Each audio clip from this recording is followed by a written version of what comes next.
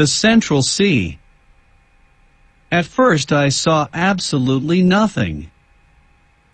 My eyes, wholly unused to the effulgence of light, could not bear the sudden brightness, and I was compelled to close them. When I was able to reopen them, I stood still, far more stupefied than astonished. Not all the wildest effects of imagination could have conjured up such a scene. The sea, I cried. Yes, replied my uncle, in a tone of pardonable pride, the Central Sea. No future navigator will deny the fact of my having discovered it, and hence of acquiring a right of giving it a name. It was quite true. A vast, limitless expanse of water, the end of a lake if not of an ocean, spread before us, until it was lost in the distance. The shore, which was very much indented, consisted of a beautiful soft golden sand, mixed with small shells, the long deserted home of some of the creatures of a past age. The waves broke incessantly, and with a peculiarly sonorous murmur, to be found in underground localities. A slight frothy flake arose as the wind blew along the pellucid waters, and many a dash of spray was blown into my face. The mighty superstructure of rock which rose above to an inconceivable height left only a narrow opening, but where we stood, there was a large margin of strand. On all sides were capes and promontories and enormous cliffs, partially worn by the eternal breaking of the waves, through countless ages. And as I gazed from side to side, the mighty rocks faded away like a fleecy film of cloud. It was in reality an ocean, with all the usual characteristics of an inland sea, only horribly wild, so rigid, cold and savage. One thing startled and puzzled me greatly. How was it that I was able to look upon that vast sheet of water instead of being plunged in utter darkness? The vast landscape before me was lit up like day. But there was wanting the dazzling brilliancy, the splendid irradiation of the sun, the pale cold illumination of the moon, the brightness of the stars. The illuminating power in this subterranean region, from its trembling and rickering character, its clear dry whiteness, the very slight elevation of its temperature, its great superiority to that of the moon, was evidently electric, something in the nature of the aurora borealis, only that its phenomena were constant and able to light up the whole of the ocean cavern. The tremendous vault above our heads, the sky, so to speak, appeared to be composed of a conglomeration of nebulous vapors, in constant motion. I should originally have supposed that, under such an atmospheric pressure as must exist in that place, the evaporation of water could not really take place, and yet from the action of some physical law, which escaped my memory, there were heavy and dense clouds rolling along that mighty vault, partially concealing the roof. Electric currents produced astonishing play of light and shade in the distance, especially around the heavier clouds. Deep shadows were cast beneath, and then suddenly, between two clouds, there would come a ray of unusual beauty and remarkable intensity. And yet it was not like the sun, for it gave no heat. The effect was sad and excruciatingly melancholy. Instead of a noble firmament of blue, studded with stars, there was above me a heavy roof of granite, which seemed to crush me. Gazing around, I began to think of the theory of the English captain who compared the earth to a vast hollow sphere in the interior of which the air is retained in a luminous state by means of atmospheric pressure, while two stars, Pluto and Proserpine, circled there in their mysterious orbits. After all, suppose the old fellow was right. In truth, we were imprisoned, bound as it were, in a vast excavation. Its width it was impossible to make out, the shore, on either hand, widening rapidly until lost to sight, while its length was equally uncertain. A haze on the distant horizon bounded our view. As to its height, we could see that it must be many miles to the roof. Looking upward, it was impossible to discover where the stupendous roof began. The lowest of the clouds must have been floating at an elevation of 2,000 yards, a height greater than that of terrestrial vapors, which circumstance was doubtless owing to the extreme density of the air. I use the word cavern in order to give an idea of the place.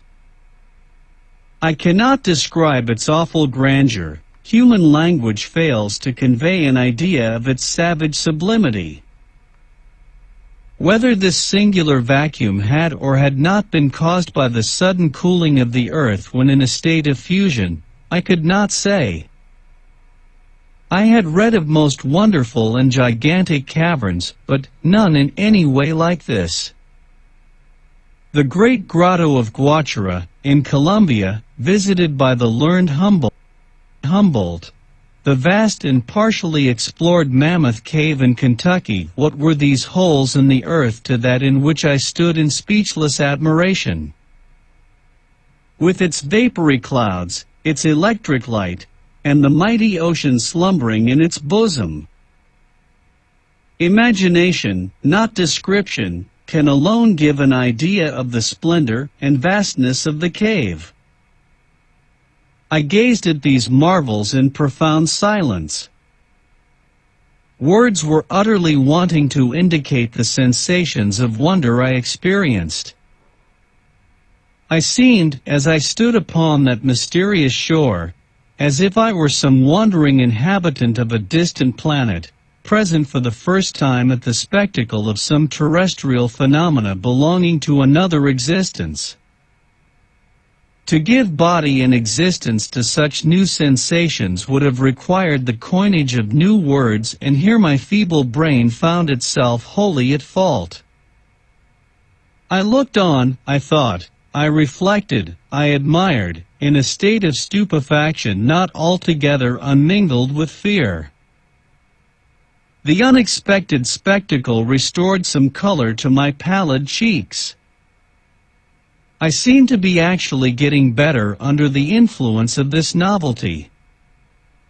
Moreover, the vivacity of the dense atmosphere reanimated my body by inflating my lungs with unaccustomed oxygen. It will be readily conceived that after an imprisonment of 47 days, in a dark and miserable tunnel, it was with infinite delight that I breathed this saline air. It was like the genial, reviving influence of the salt sea waves. My uncle had already got over the first surprise.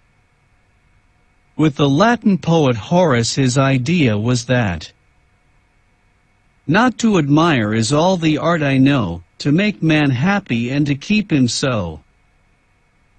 Well, he said, after giving me time thoroughly to appreciate the marvels of this underground sea, do you feel strong enough to walk up and down? Certainly, was my ready answer. Nothing would give me greater pleasure. Well then, my boy, he said, lean on my arm, and we will stroll along the beach. I accepted his offer eagerly, and we began to walk along the shores of this extraordinary lake. To our left were abrupt rocks, piled one upon the other, a stupendous titanic pile. Down their sides leaped innumerable cascades, which at last, becoming limpid and murmuring streams, were lost in the waters of the lake. Light vapors, which rose here and there, and floated in fleecy clouds from rock to rock, indicated hot springs, which also poured their superfluity into the vast reservoir at our feet. Among them I recognized our old and faithful stream, the Hansbach, which, lost in that wild basin, seemed as if it had been flowing since the creation of the world. "We shall miss our excellent friend," I remarked, with a deep sigh. "Bah," said my uncle testily, "what matters it? That or another, it is all the same." I thought the remark ungrateful, and felt almost inclined to say so, but I forbore. At this moment my attention was attracted by an unexpected spectacle. After we had gone about 500 yards, we suddenly turned a steep promontory, and found ourselves close to a lofty forest. It consisted of straight trunks with tufted tops, in shape like parasols. The air seemed to have no effect upon these trees, which in spite of a tolerable breeze remained as still and motionless as if they had been petrified. I hastened forward. I could find no name for these singular formations. Did they not belong to the 2,000 and more known trees, or were we to make the discovery of a new growth? By no means. When we at last reached the forest, and stood beneath the trees, my surprise gave way to admiration. In truth, I was simply in the presence of a very ordinary product of the earth, of singular and gigantic proportions. My uncle unhesitatingly called them by their real names. "It is only," he said, in his coolest manner, "a forest of mushrooms." On close examination I found that he was not mistaken. Judge of the development attained by this product of damp, hot soils. I had heard that the Lycoperdon giganteum reaches 9 feet in circumference, but here were white mushrooms, nearly 40 feet high, and with tops of equal dimensions. They grew in countless thousands. The light could not make its way through their massive substance, and beneath them reigned a gloomy and mystic darkness. Still I wished to go forward. The cold in the shades of this singular forest was intense. For nearly an hour we wandered about in this visible darkness. At length I left the spot, and once more returned to the shores of the lake, to light and comparative warmth. But the amazing vegetation of subterraneous land was not confined to gigantic mushrooms. New wonders awaited us at every step. We had not gone many hundred yards, when we came upon a mighty group of other trees with discolored leaves, the common humble trees of Mother Earth, of an exorbitant and phenomenal size, lycopods 100 feet high, flowering ferns as tall as pines, gigantic grasses. "Astonishing, magnificent, splendid!" cried my uncle. "Here we have before us the whole flora of the second period of the world, that of transition. Behold the humble plants of our gardens, which in the first ages of the world were mighty trees. Look around you, my dear Harry. No botanist ever before gazed on such a sight." My uncle's enthusiasm, always a little more than was required, was now excusable. "You are right, uncle," I remarked. "Providence appears to have designed the preservation in this vast and mysterious hothouse of antediluvian plants, to prove the sagacity of learned men in figuring them so marvelously on paper." "Well said, my boy, very well said. It is indeed a mighty hothouse.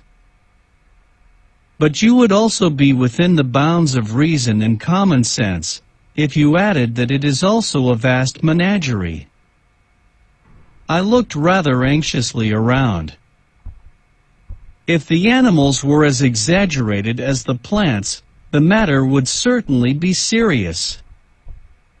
A menagerie? Doubtless. Look at the dust we are treading underfoot. Behold the bones with which the whole soil of the seashore is covered. Bones, I replied. Yes, certainly, the bones of antediluvian animals. I stooped down as I spoke, and picked up one or two singular remains, relics of a bygone age. It was easy to give a name to these gigantic bones, in some instances as big as trunks of trees. Here is, clearly, the lower jawbone of a mastodon, I cried, almost as warmly and enthusiastically as my uncle. Here are the molars of the Dinotherium. Here is a leg bone which belonged to the Megatherium. You are right, uncle, it is indeed a menagerie, for the mighty animals to which these bones once belonged have lived and died on the shores of this subterranean sea, under the shadow of these plants. Look, yonder are whole skeletons, and yet, nephew? Said my uncle, noticing that I suddenly came to a full stop. I do not understand the presence of such beasts in granite caverns, however vast and prodigious, was my reply. Why not? Said my uncle, with very much of his old professional impatience. Because it is well known that animal life only existed on Earth during the secondary period, when the sedimentary soil was formed by the alluviums, and thus replaced the hot and burning rocks of the primitive age. I have listened to you earnestly and with patience, Harry, and I have a simple and clear answer to your objections, and that is, that this itself is a sedimentary soil. How can that be at such enormous depth from the surface of the earth? The fact can be explained both simply and geologically. At a certain period, the earth consisted only of an elastic crust, liable to alternative upward and downward movements in virtue of the law of attraction. It is very probable that many a landslip took place in those days, and that large portions of sedimentary soil were cast into huge and mighty chasms. Quite possible, I dryly remarked. But, uncle, if these antediluvian animals formerly lived in these subterranean regions, what more likely than that one of these monsters may at this moment be concealed behind one of yonder mighty rocks? As I spoke, I looked keenly around, examining with care every point of the horizon, but nothing alive appeared to exist on these deserted shores. I now felt rather fatigued, and told my uncle so. The walk and excitement were too much for me in my weak state. I therefore seated myself at the end of a promontory, at the foot of which the waves broke in incessant rolls. I looked round a bay formed by projections of vast granitic rocks. At the extreme end was a little port protected by huge pyramids of stones. A brig and 3 or 4 schooners might have lain there with perfect ease. So natural did it seem, that every minute my imagination induced me to expect a vessel coming out under all sail, and making for the open sea under the influence of a warm southerly breeze. But the fantastic illusion never lasted more than a minute. We were the only living creatures in this subterranean world. During certain periods there was an utter cessation of wind, when a silence deeper, more terrible than the silence of the desert fell upon these solitary and arid rocks, and seemed to hang like a leaden weight upon the waters of this singular ocean. I sought, amid the awful stillness, to penetrate through the distant fog, to tear down the veil which concealed the mysterious distance. What unspoken words were murmured by my trembling lips? What questions did I wish to ask and did not? Where did the sea end? To what did it lead? Should we ever be able to examine its distant shores? But my uncle had no doubts about the matter. He was convinced that our enterprise would in the end be successful. For my part, I was in a state of painful indecision. I desired to embark on the journey and to succeed, and still I feared the result. After we had passed an hour or more in silent contemplation of the wondrous spectacle, we rose and went down towards the bank on our way to the grotto, which I was not sorry to gain. After a slight repast, I sought refuge in slumber, and at length, after many and tedious struggles, sleep came over my weary eyes.